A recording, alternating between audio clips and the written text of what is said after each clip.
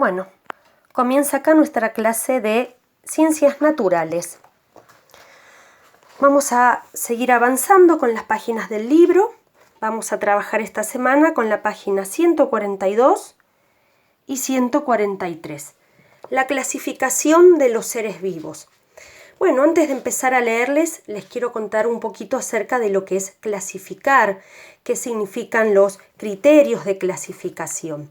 Clasificar significa agrupar cosas de acuerdo a sus semejanzas, a características que tienen en común. Por ejemplo, yo puedo clasificar animales teniendo en cuenta la alimentación que tienen.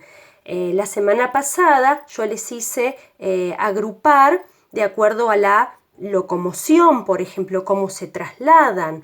Podemos clasificar los animales de acuerdo a qué grupo pertenecen, si son mamíferos, si son reptiles, si son peces. Hay infinidad de criterios de clasificación. Por ejemplo, puedo clasificar de un costurero botones, ¿sí? Bueno, puedo clasificar los botones de acuerdo al color, puedo clasificar de acuerdo al tamaño, puedo clasificar los botones de acuerdo a la cantidad de agujeritos que tiene para pasar el hilo y la aguja. En fin, chicos, hay muchísimas maneras de clasificar nuestro entorno. En este caso nos vamos a detener en los seres vivos, que es lo que estamos estudiando. Bueno, dice así: ¿a qué llamamos clasificación? Cuando tenemos muchos objetos parecidos pero no iguales, no hay nada mejor que ordenarlos. Imagina por un momento que sos coleccionista de juguetes. ¿Cómo los ordenarías? Hay varias maneras de hacerlo. Podés juntar los juguetes según su tamaño, es decir, por un lado los más pequeños y por otro lado los más grandes. Otra forma de agruparlos es tener en cuenta el origen, es decir, el país donde fueron realizados, donde fueron fabricados. Pero también hay juguetes más antiguos que otros, entonces podemos agruparlos según el año en que fueron confeccionados. Como te habrás dado cuenta, hay varias formas de clasificar los mismos objetos. A cada una de las opciones elegidas para hacerlo, por ejemplo, tamaño, origen, año de fabricación, se le llama criterio de clasificación. Por ejemplo, si yo les digo cómo clasificaron los botones y yo los clasifiqué utilizando el criterio del color, yo los clasifiqué utilizando el criterio del tamaño, ¿sí? Bien, pero ¿qué relación tiene esto con los seres vivos? Parece que también se clasifican. Bien, yo les había contado en el primer video de la semana pasada que los científicos a lo largo de todos sus años de investigación fueron descubriendo nuevas cosas, ¿sí?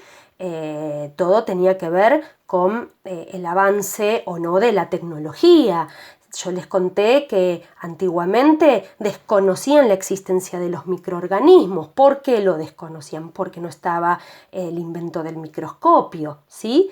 Y vaya a saber de acá a muchos años más adelante qué nuevos descubrimientos van a hacer los científicos que ahora en nuestro presente y en nuestra actualidad aún desconocemos.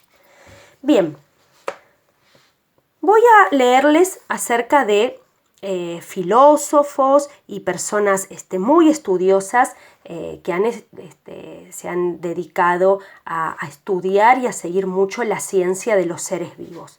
Y dice así: los seres humanos siempre han tenido una gran curiosidad por conocer a los organismos con los que comparten el planeta, y a lo largo del tiempo han empleado muy distintos criterios para agruparlos. Aristóteles fue un filósofo de la antigua Grecia que vivió hace 2400 años. Él agrupó a los seres vivos en dos reinos: las plantas, porque no se desplazan, y los animales, porque sí se desplazan. Su discípulo, un discípulo podemos decir que era como un alumno de él, un seguidor de su pensamiento, Teofrasto, separó las plantas según las características de su tallo. En hierbas, como por ejemplo el pasto, el césped, los arbustos, como por ejemplo un rosal, y los árboles, ¿sí? Bien, por otro lado, Dioscórides, otro antiguo pensador, hace 2000 años, tomó en cuenta la utilidad que podían tener las plantas y las agrupó en útiles para la medicina, para la decoración y las que servían como alimento. Si ustedes les preguntan a mamá, a las abuelas, acerca de plantas medicinales, plantas que curan, les van a mencionar infinidad. Antiguamente, los primeros pobladores, cuando no existían médicos, se curaban, se sanaban utilizando hierbas, plantas que les brindaba la naturaleza. Por ejemplo, el eucalipto es un árbol, ¿sí? Y tiene una semilla que cuando cae al suelo yo la agarro, la huelo, tiene un olor muy rico, y si yo la hiervo, esa semillita, ¿sí?, va a ayudarme cuando yo estoy congestionado, cuando tengo la nariz tapada y estoy resfriado. El eucalipto es descongestivo. Bueno, eso es una planta medicinal, por ejemplo. Algo de una planta para decoración, por ejemplo, las rosas. Las rosas están las utilizamos muchas veces para decorar, ¿sí?, para decorar nuestra casa. Y después tenemos las que sirven como alimento, como por ejemplo una manzana, el manzano, el árbol del manzano, el naranjo. Bueno, entonces este último, Dioscórides, clasificó utilizando este criterio: las plantas que curaban, las medicinales, las que servían para decoración y las que sirven como alimento. Acá podemos ver en estas imágenes la clasificación de Teofrasto, que las agrupó según su tallo. Acá tenemos la manzanilla, que es una hierba. Acá tenemos la rosa mosqueta, que abunda acá en San Martín de los Andes. Es un arbusto. Los arbustos tienen un crecimiento mucho menor, tienen un crecimiento como la altura de una persona, por ejemplo. Y después tenemos los árboles, ¿sí?, que crecen muchísimo, llegan hasta tener alturas de edificios. Bien. Vamos a otro tipo de criterio de clasificación que tiene que ver con el tamaño, ¿sí? Por ejemplo, los animales que vemos y los animales que no vemos. Los que vemos, por ejemplo, un puma. Los que no vemos, por ejemplo, un microorganismo, como por ejemplo el paramecio. Bien, un criterio de clasificación: el tamaño. ¿Cómo pueden clasificarse los seres vivos según su tamaño? La invención del microscopio fue fundamental para la ciencia, entre otros motivos porque permitió por primera vez observar una gran variedad de organismos que hasta entonces no se sabía siquiera que existían. Los seres vivos microscópicos o microorganismos. Entonces, teniendo en cuenta el criterio del tamaño, podemos clasificar los seres vivos en dos grandes grupos: los que se aprecian a simple vista, es decir, sin usar ningún instrumento. Incluye desde pulgas hasta ballenas, porque una pulga, por más chiquitita que sea, pero la podemos ver, hasta ballenas, y también los que te mostramos en la apertura del capítulo. Y los que solo es posible apreciar a través del microscopio. Estos son los microorganismos, por ejemplo, las bacterias, las famosas bacterias que tanto daño, tanto nos enferman. Pero ya vamos a aclarar que no todas las bacterias son dañinas, no todas son perjudiciales. Hay otras bacterias que son beneficiosas,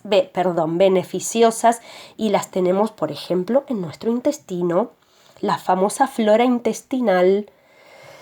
Bueno, acá tenemos un cuadro con un criterio de clasificación. Seres vivos. El criterio que se utilizó es el tamaño. Tenemos los que se pueden ver, como por ejemplo El caballo es un organismo observable a simple vista. Y tenemos un microorganismo, un paramecio. Esta es una foto sacada con la lente del microscopio. Bien, vamos ahora a las actividades. Estas actividades las van a hacer en la carpeta, este cuadro. Dice, arma un cuadro como este en tu carpeta y complétalo. Aquí va una ayudita. Por ejemplo, tenemos características de los seres vivos, esas famosas características de las cuales ya hablamos tantas veces. Por ejemplo, la nutrición es una característica, el ciclo de la vida es otra característica, la reproducción es una característica, responder a estímulos es otra característica. ¿A qué se refiere? Bueno, acá van a tener que completar. ¿A qué se refiere la nutrición? Bueno, yo les pregunto a ustedes, ¿a qué se refiere con nutrirnos? A ver, no los escucho. Bueno, ya saben, me imagino la respuesta. Senio, tiene que ver con alimentarnos, ¿sí? Bien, el ciclo de la vida. El ciclo de la vida tiene 4 fases importantes. Nacer, crecer, desarrollarse y morir. Bien, después tenemos la reproducción. La reproducción, ¿a qué se refiere, chicos? Se refiere a dar origen a otros seres, a otros organismos semejantes a ellos. Y la respuesta a estímulos, ¿a qué se refiere?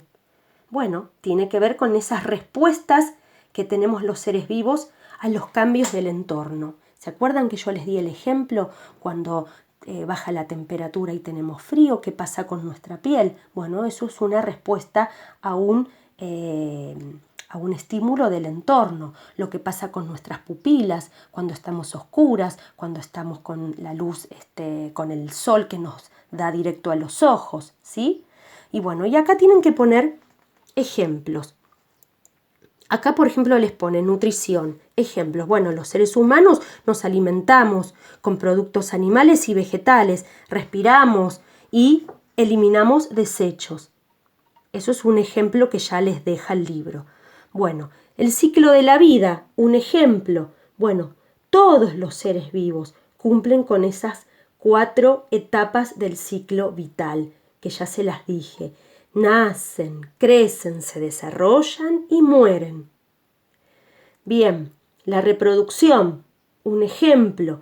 Bueno, las aves se reproducen dando origen a seres vivos semejantes a ellos, así como las aves, los peces, los mamíferos, los seres humanos, ¿sí? Tiene que ver con dejar descendencia, y esa descendencia que dejamos son semejantes a nosotros, ¿sí? Y por último, un ejemplo estímulos. Bueno, las plantas, por ejemplo, que responden a las variaciones de la luminosidad. ¿Se acuerdan que les había contado? Si yo pongo una plantita al lado de una ventana, ¿qué hace? Inclina sus hojas apuntando a la luz del sol. Bien, ya les expliqué el cuadro, cómo completarlo. Y por último, tienen que hacer una lista con los criterios de clasificación de seres vivos que estudiamos en estas páginas. Bueno, acá estaba la clasificación, ¿sí?, de Aristóteles, cómo clasificaba, ¿sí?, según el tamaño. Acá tenemos, perdón chicos, no los quiero marear. Acá tenemos un criterio de clasificación según el tamaño, los que son observables y los que no se pueden ver a simple vista. Después tenemos estos criterios que utilizó Aristóteles, ¿sí?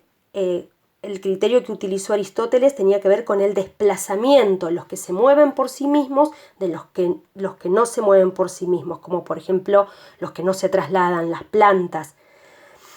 No vamos a hablar de los hongos porque en aquella época creían que los hongos eran plantas. ¿Se acuerdan que yo se los conté? Bien, después tenemos el criterio que utilizó Dioscórides, que tenía que ver con de las plantas medicinales, las que servían como decoración, ¿sí? Y las que servían como alimento. Y me estoy olvidando de Teofrasto, que las separó de acuerdo a las características de su tallo, ¿sí? Le ponen en hierbas, en arbustos y en árboles. Bueno, eso es lo que ustedes van a contar, a escribir en esa lista. Van a utilizar la clasificación de acuerdo al tamaño y la clasificación de acuerdo a estos tres pensadores: Aristóteles, Teofrasto y Dioscórides, ¿sí? ¿Qué criterios utilizaron ellos? Bueno, chicos, espero que hayan entendido.